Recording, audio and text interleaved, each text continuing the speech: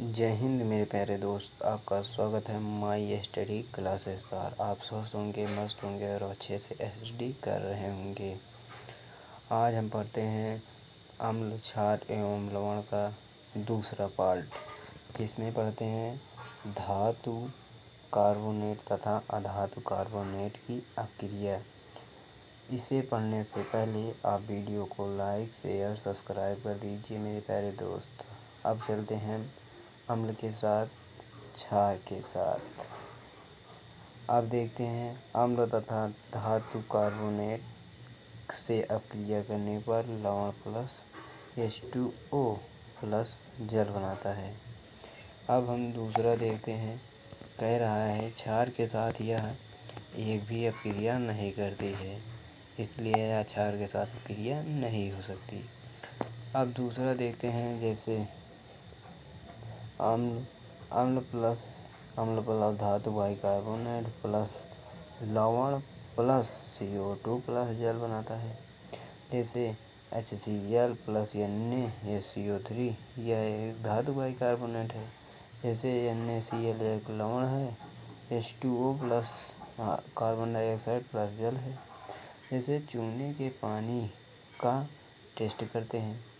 जैसे उत्पादित carbon dioxide को चूने के पानी से प्रवाहित करने पर पानी दूधिया हो जाता है मेरे प्यारे दोस्त। जैसे Ca ब्रैकेट के अंदर OH2 प्लस CO2 से अक्रिया कर क्या बनाता है। जैसे CaCO3 प्लस H2 जल बनाता है, जैसे सफ़ेद अवक्षेप कहते हैं। जैसे अधिक मात्रा में CO2 प्रवाहित करने पर क्या बनाता है, देखते हैं। कह रहा है CaCO3 plus H2O plus carbon dioxide से अक्रिया कराने पर बनाता है Ca ब्रैकेट के अंदर CHO3 ब्रैकेट बाहर 2, जिसे जल में घुलनशील या जल में घुलनशील होता है। बस अब हम देखते हैं। कह रहा है अम्ल एवं क्षार की परस्पर अक्रिया कराने पर क्या बनता है। अम्ल क्षार से लवण प्लस जल ही बनाता है, जिसे उदासीनीकरण अक्रिया को हम समझते हैं। उदासीन अक्रिया होती है क्या मेरे प्यारे दोस्त। उदासीन अक्रिया जैसे जब अम्ल द्वारा क्षारकों का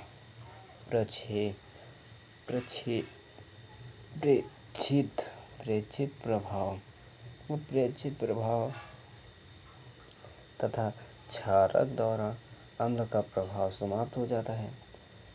अम्ल द्वारा प्रभाव समाप्त हो जाता है और परिणाम स्वरूप लवण और जल प्राप्त होता है, तो उसे ही उदासीनीकरण कहते हैं। जैसे उदाहरण में हम समझते हैं, जैसे NaOH प्लस HCl मिलाने पर NaCl प्लस H2 बनाता है। जब हम प्रबल अम्ल दुर्बल क्षार को लेते हैं तो अम्लीय लवण प्लस जल बनाता है। अब उसी प्रकार जब हम दुर्बल अम्ल और प्रबल अम्ल को लेते हैं तो क्षारीय लवण व जल बनाता है। जब प्रबल अम्ल और प्रबल क्षार को लेते हैं तो उदासीनी लवण और जल बनाता है।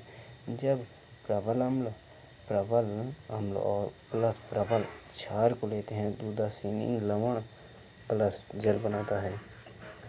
अब हम और आगे देखते हैं। और आगे कह रहा है अम्ल के साथ धात्विक ऑक्साइडों की अक्रिया। धात्विक ऑक्साइड उसे कहते हैं, जैसे धात्विक ऑक्साइड प्लस जल से लवण प्लस जल ही बनाता है। जैसे CO प्लस 2HCl से मिलकर बनाता है CuCl2 प्लस जल।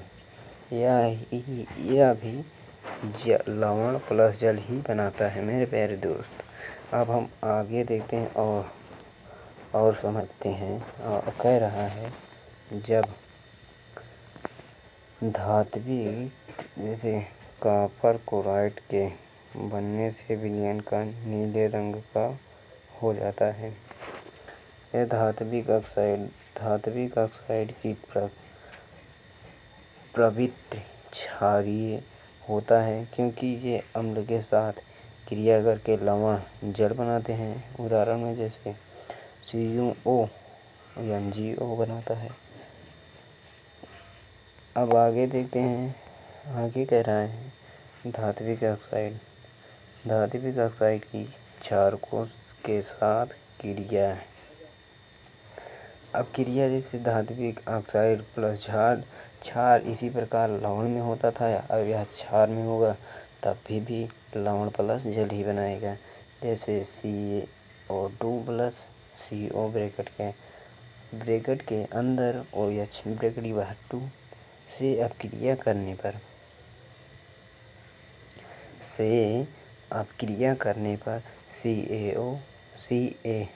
CaCO3 प्लस H2 बनाता है, जिससे धात्विक ऑक्साइड प्रवृत्ति में अम्लीय होता है तथा अम्लीय में विद्युत धारा प्रवाहित होती है। इसी प्रकार जैसे बारिश होती है उसमें अम्लीय वर्षा होती है, क्योंकि ओजोन परत पर जो मिट्टियाँ होती हैं, मिट्टी आदि सभी, वहाँ अम्लीय वर्षा होती है। उसी में देखिए कहीं खंभा गिरा होता है और उसी के जरिए करंट मारते हैं, क्योंकि वह बारिश ही अम्लीय होती है। अब हम देखते हैं जलीय विलयन में अम्ल और क्षार को देखेंगे।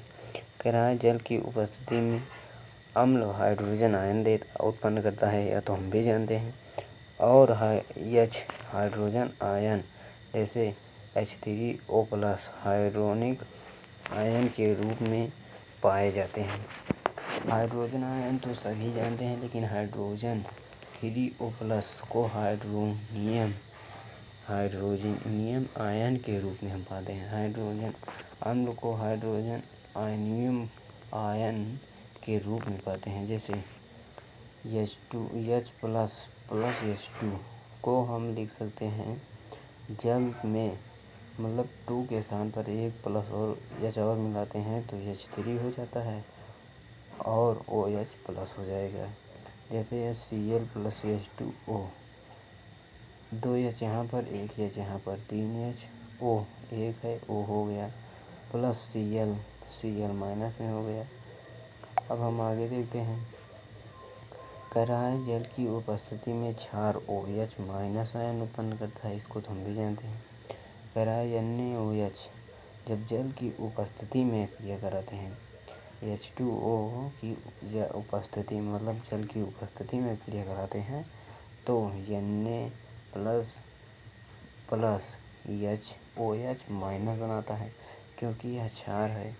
जैसे Mg ब्रैकेट के अंदर OH ब्रैकेट के बाहर 2, जल की उपस्थिति में Mg2 प्लस 2OH माइनस बनाता है। अब हम आगे देखते हैं, इसकी परिभाषा के रूप में समझते हैं। कह रहा है सभी क्षारक जल में घुलनशील नहीं होते हैं। कह रहा है सभी क्षारक जल में घुलनशील नहीं होते हैं। जल में घुलनशील क्षारक को क्षार कहते हैं। सभी क्षारक होते हैं, परंतु सभी क्षारक क्षार नहीं होते।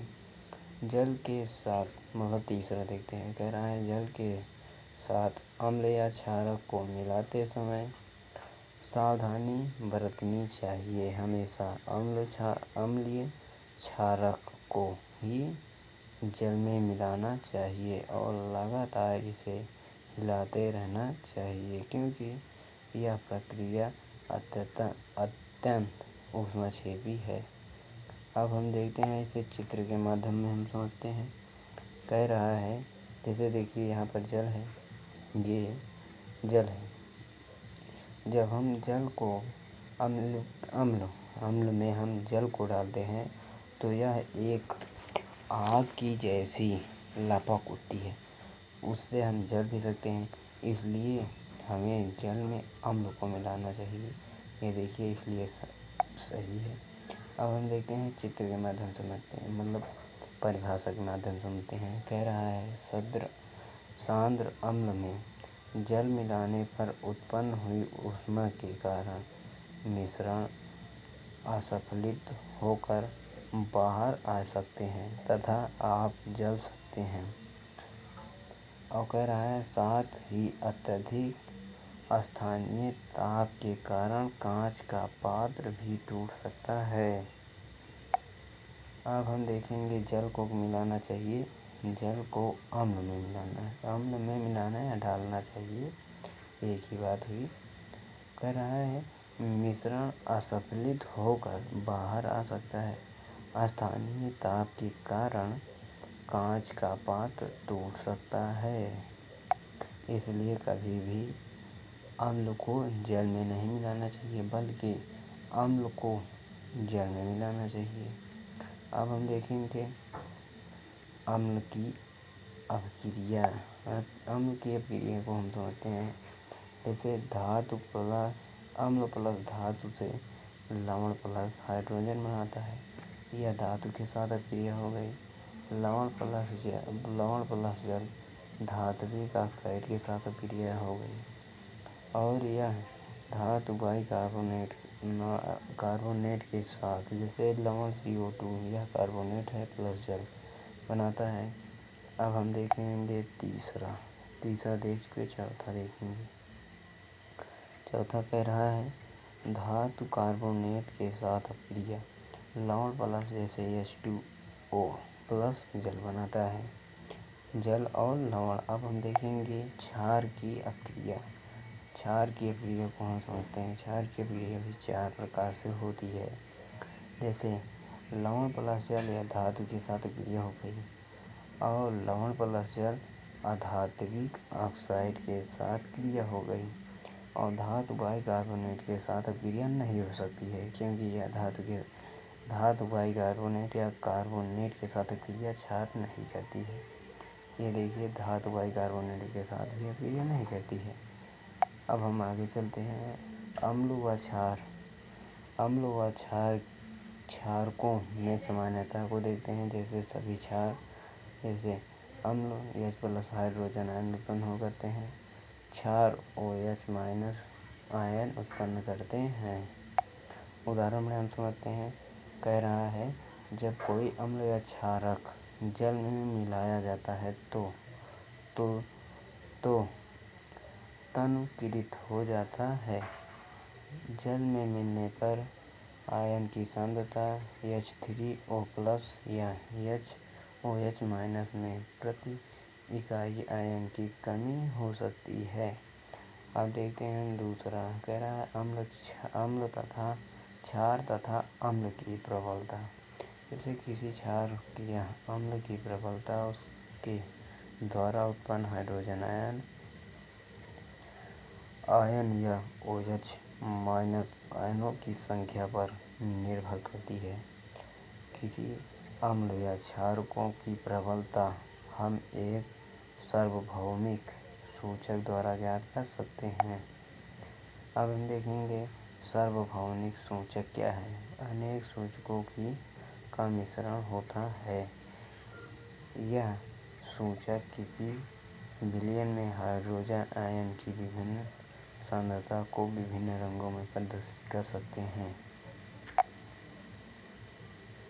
अब हम इसे देखेंगे pH का मान अगले पार्ट में देखेंगे। थैंक यू मेरे प्यारे दोस्त, आपका लास्ट तक वीडियो देखने का थैंक यू। मिलते हैं अगले सेक्शन में। जय हिंद। आप जाने से पहले कमेंट में इमोजी का सेंड करें। Thank you. मिलते हैं अगले सेक्शन में। जय हिंद।